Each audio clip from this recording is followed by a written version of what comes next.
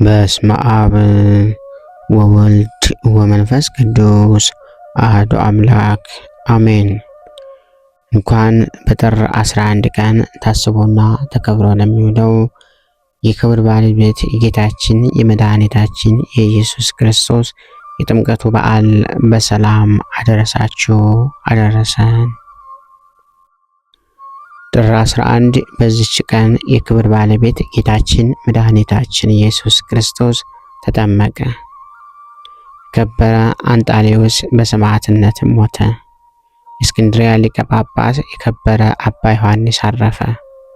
የከበረ ተጋዳይ ለሆነ አባት አባ መቅሪስ የዕረፍቱ መታሰቢያ በዓል ነው።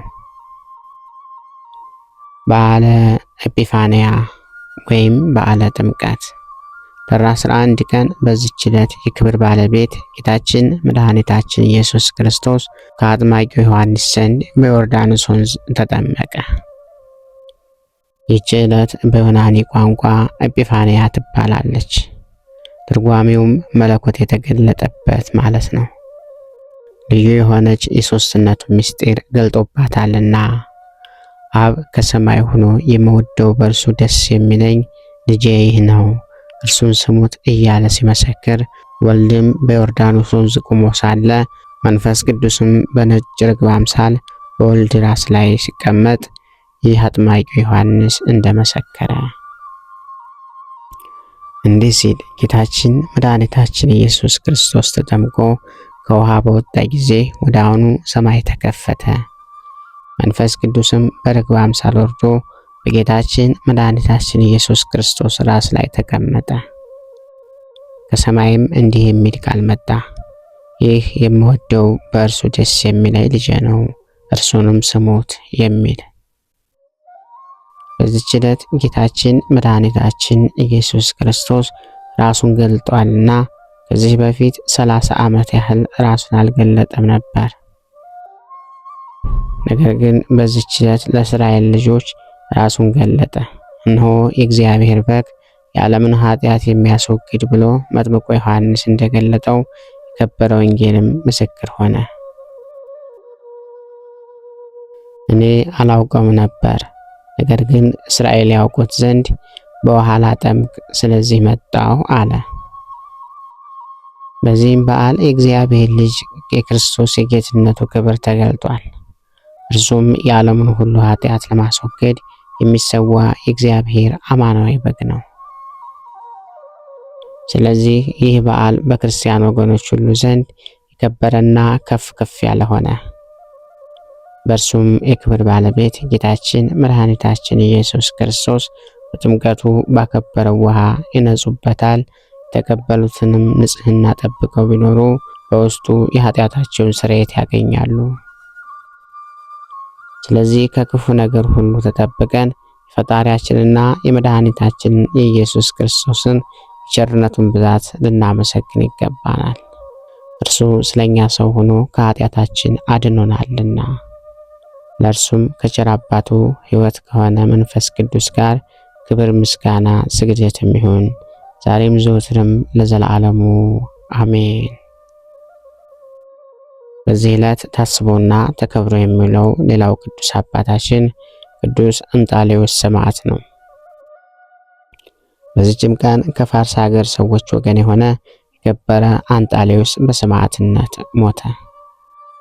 ይህም ቅዱስ አስቀድሞ በሮማ ሀገር የሰራዊት አለቃ መኮንን ሆኖ 15 ዓመት ኖረ።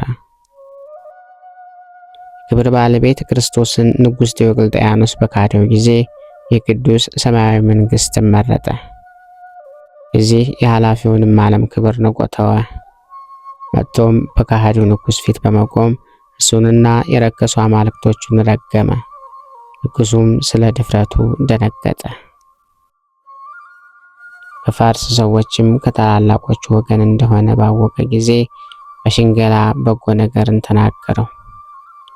ምናልባት ከጌታ ክርስቶስ ሃይማኖት ልብ መመለስ ቢችል ብሎ ለሰራዊት አለቃ ለጎርማኖስ ሰጠው።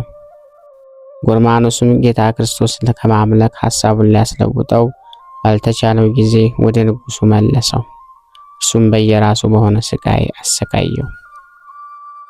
ጌታችንም መልአኩን ልኮ ከመከራው ሁሉ ያጸናውና ያረጋጋው ነበር። በብዙ የተለያየ ስቃዮችም እየተሰቃየ ለረጅም ጊዜ ኖረ። ብዙ ጊዜ ሰቅለውታልና ከዚያም አውርደው ቆዳውን ገፈፉት፣ ምላሱንም ቆረጡት፣ ለነጣቂዎች አውሬዎችም ጣሉት፣ በጨለማ ቤትም ዘጉት። 3 ጊዜም ነፍሱን አሳለፈ፣ እግዚአብሔርም አስነሳው።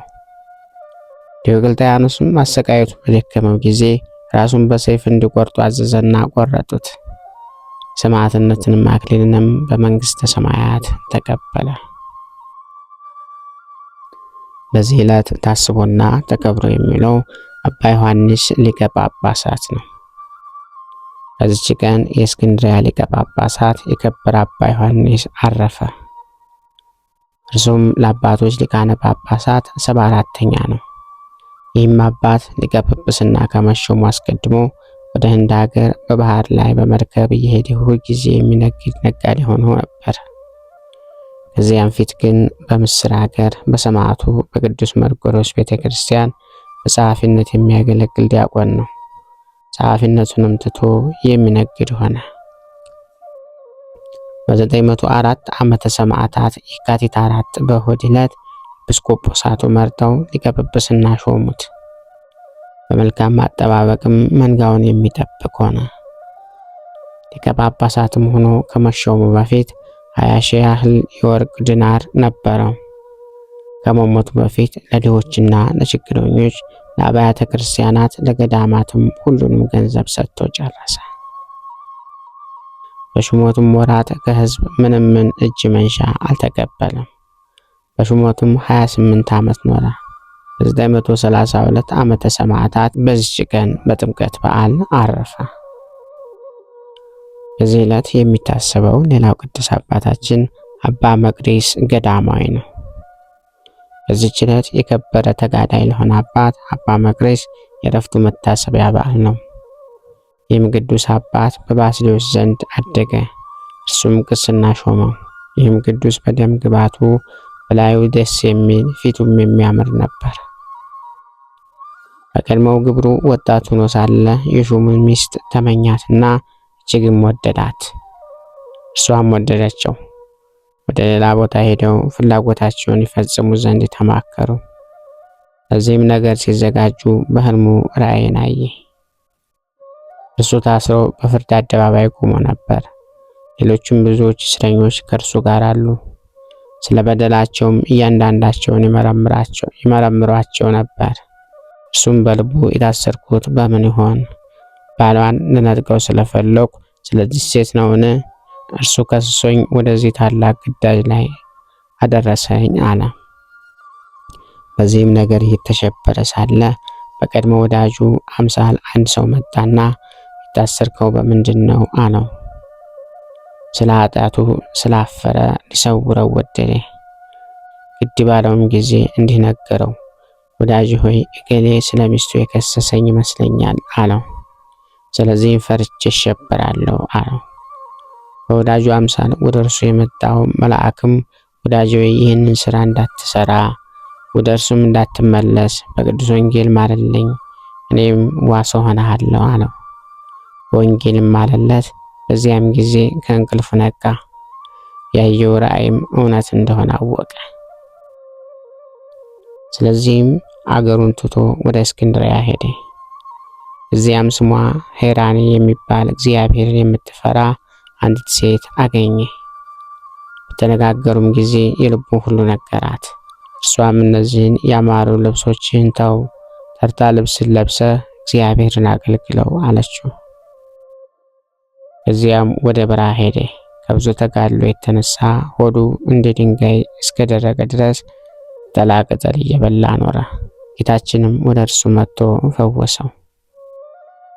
አጋንንትም ስለሚፈታተኑትና ስለሚያሰቃዩት እርሱ በጾምና በጸሎት በመጋደል በክረምት ዝናብ እየወረደበት ታቦቱን ቁሞ ያድራል። በበጋም በቀንም የፀሐይ ትኩሳት በሌሊት ኩር ሰማያዊ ሀብት እስከተሰጠው ድረስ መላእክትም ወደ እርሱ መጥተው ሰማያዊ ህብስትን ሰማያዊ መጠጥን ይመግቡት ነበር። የተሰወሩ ራእዮችንም ያውቅ ዘንድ ተገባው። 3 ድርሰቶችንም ደረሰ። አንዱ በበረሃ ስለሚኖሩ፣ ሁለተኛው በአንድነት ስለሚኖሩ መነኩሳት፣ ሶስተኛው ስለ ካህናት ነው። በአንዲት ዕለትም ስሙ ቡላ የሚባል ገዳማዊ ወደ እርሱ መጥቶ እርስ በርሳቸው ሰላምታ ተሰጣጡ። አባ ብላም እንዲህ አለው፣ ወንድሜ መቅሪስ ሆይ ብቻህን አትሁን፣ ጥቂት ወንድሞችን ካንተ ጋር አኑር አለው። ያረጋጉ ዘንድ ከሰይጣንም ጦርነት እንድትድን እንዲሁ አድርግ አለው። እንዲሁም አደረገ። ከዕለታት በአንዱ ሃይማኖትን በለወጡ በአርዮስ በንስጥሮስና በማኒ አምሳል ሆነው 3 ሰይጣናት ወደ እርሱ መጥተው በሃይማኖታቸው ተከራከሩት። እርሱም በቅዱሳት መጻሕፍት ቃላትና በቀናች አባቶች ትምህርት ረታቸውና አሳፈራቸው። ብዙዎችም የሆኑ ድንቆች ተአምራቶችን የሚሰራ ሆነ። በአንዲትም ዕለት ወደ ቤተ ክርስቲያን በሄደ ጊዜ ተዘግታ አገኛት። መነኩሳትም መክፈቻ ፈልገው አላገኙትም። በላዩም ባማተበ ጊዜ በሩ ተከፈተ። አባተ ሞተ ብለው በነገሩት ጊዜ ዋሽታችኋል፣ አባቴስ የማይሞት ሰማያዊ ነው አለ ተብሎ ስለ እርሱ የሚነገርነት መቅደስ ይህ ነው። ዜናውም በገድሉ መጽሐፍ የአባቶቻችን ዜና በተጻፈበት መጽሐፍ አለ። ከዚህም በኋላ ፈጽሞ ባረጀ ጊዜ ወደ ወደደው እግዚአብሔር ሄደ። አምላከ ቅዱሳን በጥምቀቱ ይቀድሰን፣ ከበረከተ ጥምቀቱም ያድለን። ክብር ምስጋና ይሁን እንደ አምላክ ለሚሆን ለአብ ለወልድ ለመንፈስ ቅዱስ ስም እስከ ዘላለሙ አሜን። ወስብሐት ለእግዚአብሔር ወለወላዲቱ ድንግል ወለመስቀሉ ክቡር። ይቆየን።